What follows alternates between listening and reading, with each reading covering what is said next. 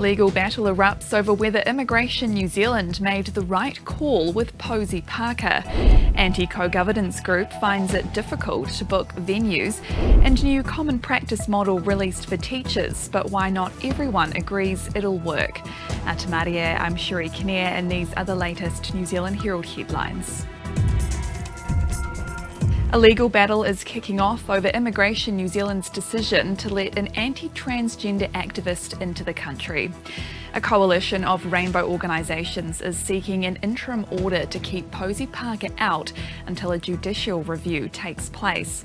It's filed against Immigration Minister Michael Wood, who has refused to comment. Parker intends to hold rallies in Auckland's Albert Park tomorrow morning and Wellington's Civic Square on Sunday. Gender Minorities Aotearoa says officials have failed to act on the threat Parker presents. They say it's disappointing given Parker's links with the Proud Boys, which is classified as a terrorist organisation in New Zealand. Councils are accepting bookings from an Antico governance group citing freedom of speech laws, but private venue holders are cancelling dates in droves. Of the 14 venues listed on Stop Co-Governance website, 8 have either cancelled, refused a booking, not received one, or are meeting to determine whether to cancel.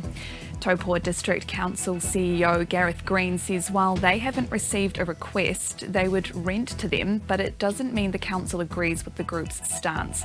He says their responsibility as a public venue holder is to make them available for everyone. Regardless of the subject matter, if it did become a safety and a security hazard, then we would reconsider, and we'd take the advice of the police as part of that as well. The first part of the much anticipated common practice model for teaching maths and English has had a mixed reaction.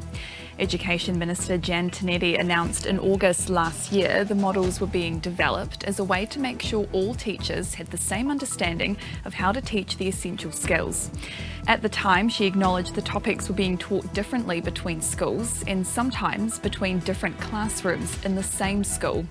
Critics of the current education system say that means students were getting different standards of learning. Meanwhile, some principals believe National's proposed curriculum rewrite would be a return to national standards. The National Party's policy includes requiring schools to do at least an hour a day of learning in reading, writing and maths. It also means standardised tests twice a year from years 3 to 8.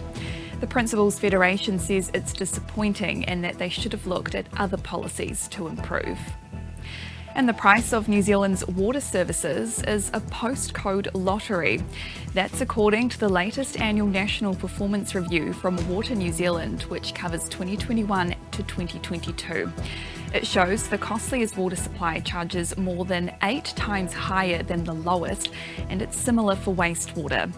They say smaller communities have fewer ratepayers to stretch the cost across. And those are the latest New Zealand Herald headlines. For more stories and to stay up to date, head to nzherald.co.nz. Kia pai te rā. Thanks for checking out our YouTube channel. To stay up to date with all the latest news from the New Zealand Herald, click the subscribe button below or check out one of the videos here, and head over to nzherald.co.nz for more details on these stories and more.